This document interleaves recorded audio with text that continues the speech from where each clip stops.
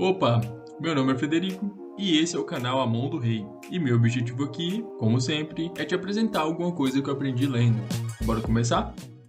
Imagina o seguinte: você está no colégio, um dia normal de aula, participando de uma aula de educação física. De repente, um colega seu, que está segurando um taco de beisebol, faz um movimento brusco e o taco escorrega da mão dele. Vem na sua direção. Você não tem tempo de desviar. Acerta direto entre os seus olhos. Você não sente dor imediata. Você nem sabe direito o que aconteceu. Só vê pessoas ao redor olhando para você, correndo em sua direção. Você olha para baixo, sua roupa está manchada de sangue, seu nariz está quebrado, mas o pior você ainda não sabe. Seu crânio tem várias fraturas, suas órbitas oculares estão estilhaçadas e seu cérebro está inchando rapidamente dentro do seu crânio. Você caminha devagar até a enfermaria, ninguém ainda percebeu a gravidade do que aconteceu, e quando a enfermeira pergunta o ano em que estamos, você fala errado.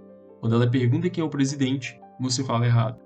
Quando ela pergunta o nome da sua mãe, você fica 10 segundos em silêncio antes de lembrar. Logo depois disso, você perde a consciência. Você para de respirar, tem sua primeira convulsão, os médicos pedem um helicóptero para te transferir para o hospital mais próximo com estrutura suficiente. Enquanto você está inconsciente, sua mãe está do seu lado, segurando a sua mão no helicóptero, sem saber se você vai sobreviver.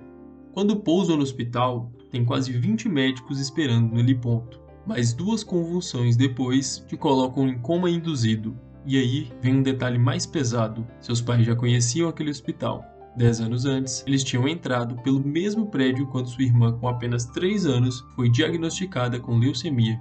Eles passaram 2 anos e meio naquele lugar. E agora, uma década depois, estavam de volta, com outro filho em estado crítico. O mesmo padre que tinha os acompanhado na época da irmã veio conversar com eles de novo. Essa é a história real de James Clear, o autor de Hábitos Atômicos. O mais impressionante não é só o acidente, mas sim o que ele fez depois disso.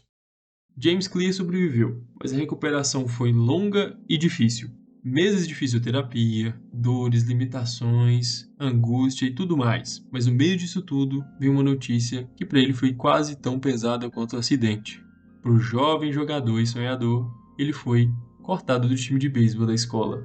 Agora, antes que você pense, mas é só um esporte, é só um time de beisebol. Bom, nos Estados Unidos não funciona muito bem assim. Lá, o esporte, dentro da escola e da faculdade, é levado a um nível completamente diferente do Brasil. Os jovens atletas com bom desempenho conseguem bolsas de estudos integrais para entrar nas melhores universidades do país. Ou seja, o esporte não é só um lazer. Ele pode ser o seu ingresso na faculdade e pode mudar completamente seu futuro. O beisebol era mais do que isso para James. O pai dele tinha sido jogador, ele tinha começado a jogar com 4 anos de idade e tinha um sonho de ser jogador de beisebol na faculdade. Aquilo não era um hobby, era parte da identidade dele, o plano de vida dele. Quando foi cortado do time, ele mesmo conta que chorou bastante. Jogou pouquíssimas partidas durante todo o ensino médio e mesmo assim carregou o sonho de jogar na faculdade. Foi exatamente essa tentativa, entrando na faculdade ainda sem grandes resultados no esporte, que ele começou a descobrir algo que não mudaria apenas a sua vida e nem sua carreira, mas a forma como ele enxergava o desenvolvimento humano como um todo. Foi aí que ele descobriu o poder dos hábitos. James Clear entrou na Denison University, conseguiu um lugar no time de beisebol no final da lista, como calouro, mas estava lá. Foi nesse momento que ele fez uma escolha simples, quase silenciosa. Enquanto outros calouros ficavam acordados até tarde jogando videogame, ele ia dormir cedo, mantinha um quarto limpo e criou uma rotina de estudos. Começou a levantar pesos algumas vezes na semana, mas nada extraordinário, nada que alguém fosse notar. Ele fez isso porque estava na lista em último lugar no time de beisebol. Então, não tinha muito o que fazer, além de focar nos pontos que poderia. Só que, a cada semestre, esses pequenos hábitos foram se acumulando. No segundo ano, ele virou titular. No penúltimo ano, foi eleito capitão do time. E no último ano, finalmente esses hábitos mostraram todo o seu peso. 6 anos depois de ter levado uma tacada no rosto, ter parado de respirar, ter sido colocado em coma, James Clear foi eleito o melhor atleta masculino da universidade inteira. Foi indicado para a ESPN Academy All-America Team, uma honraria concedida apenas a 33 jogadores em todo o país, se formou com 8 recordes nos livros da escola e ainda recebeu a maior honraria acadêmica da universidade, a medalha do reitor.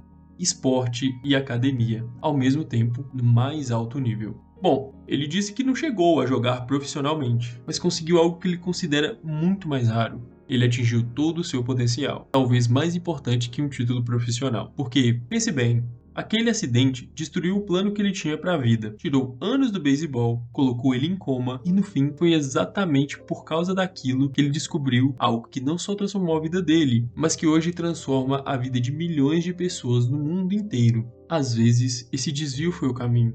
E o que ele aprendeu nessa jogada foi simples. Mudanças pequenas, feitas com consistência ao longo do tempo, produzem resultados que parecem inacreditáveis. Com os mesmos hábitos, você terá os mesmos resultados. Com melhores hábitos, não se sabe onde você pode chegar. É isso que esse livro ensina. É isso que significa ter hábitos atômicos.